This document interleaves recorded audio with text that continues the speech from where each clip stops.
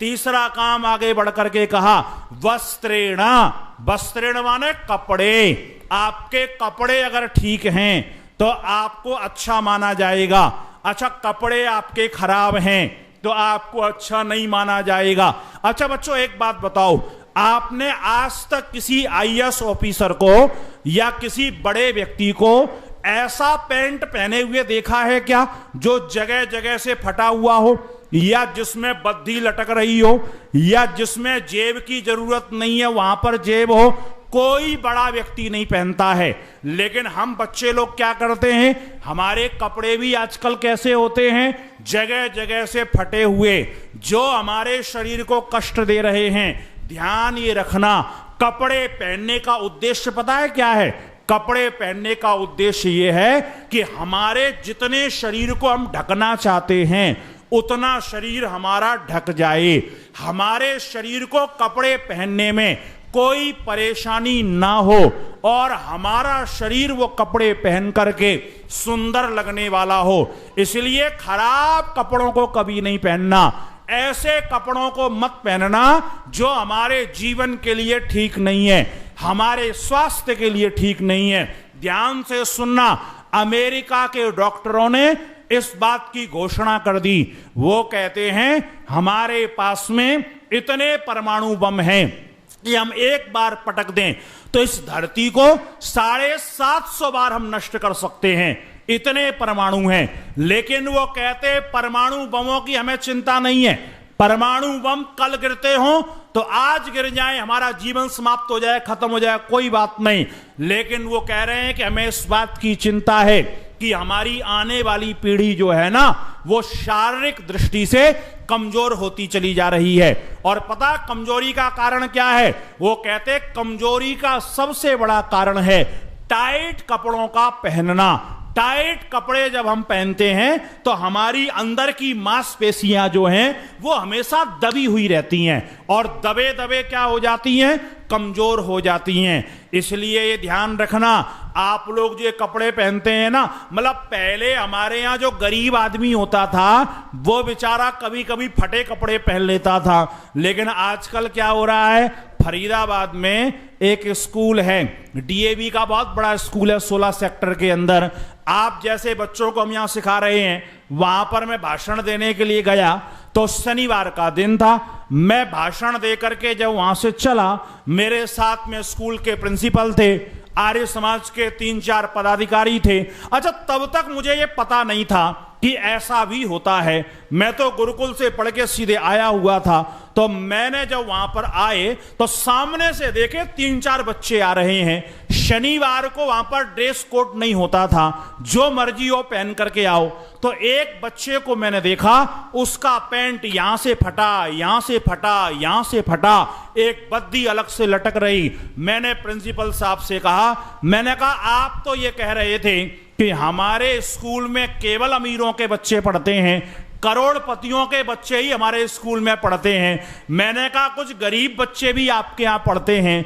तो बोले गरीब बच्चे तो नहीं पढ़ते हैं। मैंने कहा पढ़ते तो हैं। बेचारा एक बच्चा वो आ रहा है सामने से, इसके पास पहनने के लिए भी कपड़े नहीं है, बेचारा फटा पैंट पहन करके आया हुआ है। मैंने कहा स्कूल को कोई व्यवस्था करनी चाहिए कि इन बच्चों को कोई ड्रेस दो, और अगर आप नहीं कर सकते हो तो आप हमको बताओ, मैं इन आर्य समाजियों से कहूंगा 2-4 जोड़ी कपड़े ऐसे बच्चों के लिए व्यवस्थित करवा दें।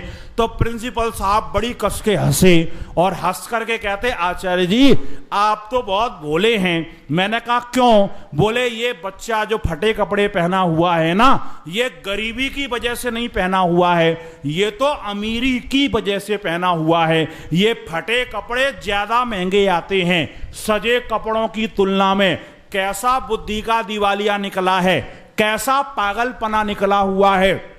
आज हमको कपड़े पहनना नहीं आते हैं। इसलिए बच्चों ध्यान रखना, फटे फुटे कपड़े अपने को नहीं पहनना है। जो अपने शरीर को नुकसान दें ऐसे कपड़े नहीं पहनना है। जो हमारे शरीर में सुंदर ना लगे ऐसे कपड़ों को नहीं पहनना है।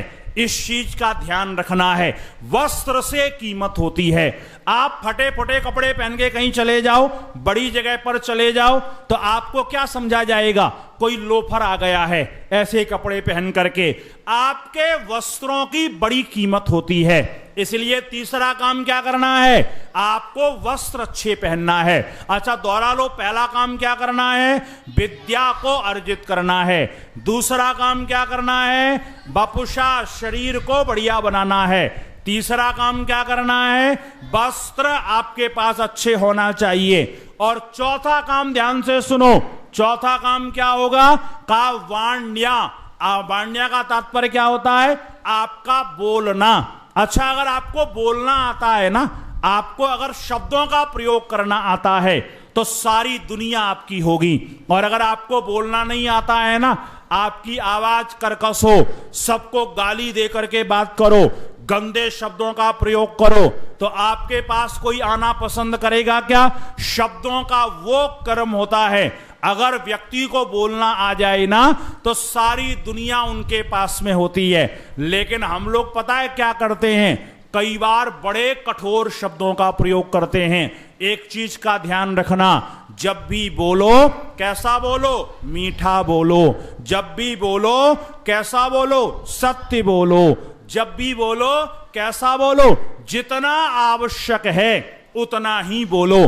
कुछ बच्चों की आदत होती है ना, बिना मतलब में बक बक बक बक बक बक लगे रहते हैं। ऐसे लोगों की कोई कीमत नहीं होती है। आप उतना ही बोलो जितनी जरूरत है, उससे ज्यादा शब्दों का प्रयोग नहीं करना है। और एक चीज का ध्यान रखना, किसी को आप अगर हथियार से काट दोगे तो उसका घाव भर सकता है, लेकिन किसी को शब्दों से काट दिया ना, तो उसका घाव जीवन में कभी नहीं भरता है। और आपने एक चीज देखी होगी, अपना मुंह आप सबने दर्पण में देखा है कि नहीं देखा है? सबने कांच में देखा है ना अपना मुंह। कैसा लगता है अपना मुंह? बहुत अच्छा लगता है। अच्छा, आज मेरे कहने से जब आप लोग घर जाना ना, तो अपने मुंह को एक बार दर्पण में देखना, और पूरे मुंह को मत देखना। केवल कितना आपको देखना है? इतना हिस्सा देखना, केवल इतना इतना। जब इस हिस्से को देखोगे तो आप ना एक याद करना, राम जी के हाथ में एक हथियार होता है। उस हथियार का नाम क्या है? धनुष और बाण। देखा है आप लोगों ने धनुष बाण टीवी में? तो धनुष बाण को याद करना और अपने इतने मुंह को ध्यान से देखना। तो आपको देखने के बाद क्या पता चलेगा? जैसे धनुष की ऊपर की लकड़ी होती है ना, वैसे ही हमारा ये वाला ओठ ऊपर वाला है ना, ये वैसा ही दिखाई देता है। और जैसे धनुष में नीचे रस्सी बंधी हुई होती है ना, ये हमारा नीचे का ओठ है ना, वैसे ही दिखाई देता है। और धनुष में क्या रख के चलाया जाता है? बाण रख के चलाया जाता है। और ये वाला धनुष जो है ना, इसमें क्या रख के चलाई जाती है? बाणी रख करके चलाई जाती है। तो कई बार क्या होता है कि हमारी जो ये बाणी है ना, ये बाण का काम कर जाती है। अच्छा, कितना ही धनुष चलाने वाला योग्य हो, उसका लक्ष्य कभी ना कभी चूकता जरूर है। उसका लक्ष्य आप देखेंगे, कभी हवा चल जाए, कभी हाथ फिसल जाए, लक्ष्य चूक जाएगा। लेकिन जो ये बाणी रूपी बाण चलाता है ना, इसका लक्ष्य कभी नहीं चूकता है। अच्छा, जिसको गाली दो उसी के पास जाती है या दूसरे के पास चली जाती है? जिसको देते हैं उसी के पास चली जाती है। इसलिए शब्दों को क्या करना है? बहुत संभाल करके प्रयोग करना है। बहुत अच्छे प्रकार के शब्द बोलना है। कैसे बोलना है? तो वेद ने कह दिया जैसे शहद होता है। आप लोगों ने शहद खाया है? कैसा लगता है? मीठा लगता है। ऐसे ही हमारा बोलना कैसा होना चाहिए? मीठा होना चाहिए। कड़वा कभी नहीं बोलना। अगर आपको शब्दों को बोलना आ गया, दुनिया में आपकी कीमत हो जाएगी। तो एक बार फिर से दोहराओ, पहली चीज किसका ध्यान रखना है? विद्या। दूसरी चीज किसका ध्यान रखना है? शरीर, वपुषा। तीसरी चीज किसका ध्यान रखना है? वस्त्रेण। चौथी चीज किसका ध्यान रखना है? बाणी, बाण्या, बाणी का ध्यान रखना है। और पांचवी चीज एक और सुन लो। पांचवी चीज कौन सी है? विभवेना। विभवेना कहते धन को। गरीब बन करके मत रहना। विद्या आपके पास में बहुत हो, आपके पास में शरीर भी मजबूत हो, आपके कपड़े भी ठीक ठाक हो, आपको बोलना भी ठीक ठाक आता है, लेकिन जेब में पैसा नहीं है और जब तक आपकी जेब में पैसा नहीं है तब तक इस दुनिया में आपको कोई नहीं पूछेगा। पढ़ाई करने के बाद अगर 1 साल कमाई नहीं करी तो माता पिता भी फिर उपेक्षा करना शुरू कर देते हैं। इस दुनिया में पैसे की बड़ी कीमत है, इसलिए क्या करना, कमाई जरूर करना, खूब पैसा कमाना। लेकिन पैसा कैसे कमाना है? बेईमानी से नहीं कमाना है, अपनी मेहनत से कमाना, अपने पुरुषार्थ से कमाना। आचार्य चाणक्य ने लिखा है, अये दुनिया के लोगों ध्यान रखना, ये पैसा भगवान नहीं है, लेकिन भगवान का छोटा भाई जरूर है। इसके बिना काम किसी का नहीं चलता है। तो चौथी पांचवी चीज क्या है? विभवेना, आपके पास क्या होना चाहिए? पैसा। गरीब बन करके मत रहना। अच्छा, आप सोच के देखो, जिसके पास यहां विद्या हो, जिसका शरीर मजबूत हो, जिसको अच्छी वाणी बोलना आता है, जिसके कपड़े अच्छे हैं और जिसके पास पैसा भी खूब है, अब किसी चीज की कमी रह गई क्या? अब कोई जीवन के अंदर कमी नहीं है। तो अगर ये 5 चीजें आपने धारण कर ली तो आपका जीवन विशेष बन सकता है। विद्या खूब पढ़ना, अपने जीवन में शरीर को मजबूत बलवान बनाना, अपने जीवन के अंदर कपड़े अच्छे पहनना, अपने जीवन के अंदर धन को इकट्ठा करना और अपने जीवन में शब्दों को अच्छे प्रकार से बोलना। और एक चीज का ध्यान अपने जीवन में रखना, सुनिए बड़े ध्यान से, 4 शब्द आपने सुने होंगे। एक शब्द होता है प्लीज, सुना है आप लोगों ने। एक शब्द होता है थैंक यू, सुना है आप लोगों ने। एक शब्द होता है सॉरी, एक शब्द होता है सर। ये 4 शब्द आपने सुने हैं। प्लीज माने क्या होता है? जल्दी बोल दो। प्लीज माने क्या होता है? कृपया। अच्छा, थैंक यू माने क्या होता है? सॉरी माने क्या होता है? और जब किसी को रिस्पेक्ट देनी होती तो क्या बोलते हैं? सर। ये 4 शब्दों को जीवन में धारण करके रखना।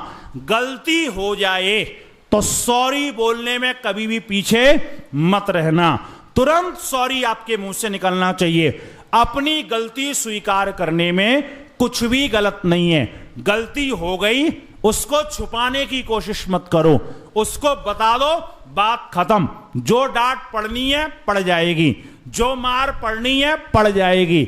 लेकिन किसी गलत बात को आप छुपा करके घूमेंगे तो आपके मन के अंदर एक भार सा बन जाएगा। तो पहली चीज क्या है? गलती मानने में कभी पीछे मत रहना। गलती हो गई तो आपको क्या बोलना है? गलती हो गई तो क्या बोलना है? ए बेटा सीधे बैठ जाओ, अभी केवल 5 मिनट और हैं, ठीक है? और अगर बातचीत करोगे ना तो मैं 1 घंटे और बैठा करके रखूंगा। तो अब आपको क्या करना है बताओ? सीधे होकर के बैठना है या बातचीत करनी है? अच्छे से बैठो, ठीक है? अब ये चीजें आपको सुनाने वाला कोई नहीं मिलेगा और इन चीजों को आप धारण कर लोगे ना तो आपको बड़ा बनने से कोई नहीं रोक सकता है। इसलिए ध्यान से सुनो, अगर आपके जीवन में गलती हुई तो आपको क्या बोलना है? सॉरी बोलना है। अगर आपको किसी से कोई चीज मांगनी है तो आपको क्या बोलना है? प्लीज बोलना है। रिस्पेक्ट से मांगो, आप नम्र होके मांगो, अकड़ से मत मांगो। माता पिता से भी मांगना है ना तो कई बार आप जिद कर जाते हो ना, मुझे चाहिए मतलब चाहिए, चाहिए मतलब चाहिए, ये वाला काम नहीं। कैसे मांगना है? प्लीज, कृपया मुझे दिलवा दो। इतने प्यार से कहो कि हर किसी का दिल पिघल जाए और आपको देने के लिए तैयार हो जाए। और जब आपको कोई चीज मिल जाए तो आपको क्या कहना चाहिए? कोई भी आपका थोड़ा सा उपकार कर दे, थोड़ा सा आपको कुछ भी दे दे तो उसको क्या करना है? आपको थैंक यू बोलना है। और जब भी कोई बड़ा मिले तो उसकी रिस्पेक्ट आपको जरूर करना है, उसको नमन आपको जरूर करना है। और एक चीज का ध्यान रखना, इस दुनिया में सबसे समझदार आदमी पता है कौन होता है? जो सबसे पहले बात करता है। मान लीजिए आपसे मिलने के लिए कोई आया तो उसमें सबसे अच्छा कौन है? बोले जो व्यक्ति पहले चर्चा करता है।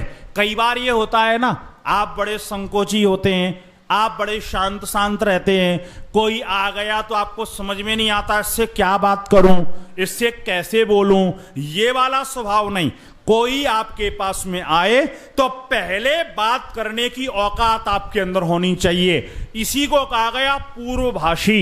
इस दुनिया में पहले बोलना जिसको आता है ना, वो दुनिया का विशेष व्यक्ति है। और आगे कह दिया सम्मुखः, जो व्यक्ति जीवन में प्रसन्नता युक्त रहता है, हंसता हुआ रहता है, खिलखिलाता हुआ रहता है। अच्छा, आप अपनी सोच के बताओ, आप किससे दोस्ती करना पसंद करोगे? जो हमेशा रोता रहता है, जो हमेशा उदास रहता है, उस आदमी से दोस्ती करना पसंद करोगे? या जो खुश रहता है, हमेशा सारे लोगों को खुश रखता है, उसी से दोस्ती करना पसंद करोगे ना? तो जब आप रोते हुए रहोगे तो आपके पास में कौन आएगा? कोई नहीं आएगा। इसलिए आपको क्या करना है? प्रसन्न होकर के रहना है, सुखपूर्वक रहना है। और एक चीज का ध्यान रखना, जब भी बोलो तो 3 चीजों को ध्यान में रख के बोलो। एक तो हितकारी बोलना, एक मितकारी बोलना, और एक मधुर बोलना, और एक अर्थवादी बोलना। जब भी बोलो सबका हित करने वाला शब्द बोलो। जब भी बोलो तो उतना ही बोलो जितनी जरूरत है, बेकार की बकवास मत करना। और जब भी बोलो मीठा ही बोलो, कभी जीवन के अंदर कड़वा मत बोलो। और जब भी बोलो अर्थवान ही बोलो, निरर्थक बातें जीवन के अंदर मत करना। ये समय बहुत थोड़ा सा मिला हुआ है, इस समय में आपको जीवन में बहुत सारे काम करना है, बहुत योग्यता का अर्जन करना है। अपने समय को व्यर्थ बर्बाद मत करना। और बच्चों, एक बात का ध्यान रखो, वैज्ञानिकों डॉक्टरों ने कह दिया, जो बच्चे 21 वर्ष की अवस्था से पहले तक अगर मोबाइल चलाएंगे तो उनको सर्वाइकल की बीमारी होने से कोई नहीं रोक सकता है। सर्वाइकल की बीमारी समझते हैं? यहां पर दर्द होना शुरू हो जाता है। बहुत सारे लोगों को आपने देखा होगा गले में पट्टा बांध करके घूमते हैं। आपको भी पट्टा ऐसा बांधना है क्या? वो कहते 21 वर्ष तक आप लोगों को मोबाइल नहीं चलाना है। लेकिन आप कहेंगे जी हमारा तो गुजारा बिना मोबाइल के नहीं होता है, हमको तो मोबाइल चाहिए ही चाहिए। देखो, अगर चाहिए तो बहुत थोड़ी सी देर के लिए देखना। और एक चीज का ध्यान रखना, जब आप मोबाइल चलाते हैं तो आपका चलाने का तरीका क्या होता है?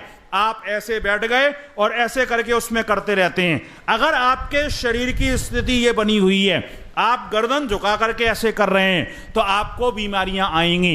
एक तो इसको कम समय के लिए चलाओ, और जब चलाओ तो ऐसे करके चलाओ। आप बिल्कुल सीधे होना चाहिए और आपकी आंखों पर ज्यादा इसका जोर ना पड़े। जितने लोग गेम खेलते हो, आपकी आंखों के अंदर परेशानी आने ही वाली है, इसलिए इससे दूर रहो। ज्यादा किताबों के नजदीक रहो, भले आदमियों के पास में रहो, बुरे आदमियों से जीवन में दूर रहो। और क्या ध्यान रखो, जीवन में हमेशा जागृत होकर के रहो, आलस्य और प्रमाद में डूब करके मत रहो। अच्छे कामों को जीवन में अपनाओ। और एक अंतिम बात, आप सब अपने जीवन के अंदर एक जीवन की डायरी जरूर बनाना। आप में से ऐसे कौन कौन से बच्चे हैं जिनकी डायरी है अपनी? स्कूल वाली डायरी नहीं, कौन सी डायरी? जिस डायरी में आप अपनी बातें लिखते हो। एक डायरी जरूर बना करके रखना, ठीक है? उस डायरी में आपको क्या करना है, कहीं से कोई भी अच्छी बात मिले अपनी डायरी में नोट कर दी, वो आपके लिए जीवन भर के लिए हो गई। अब आप उसको भूल नहीं सकते हो।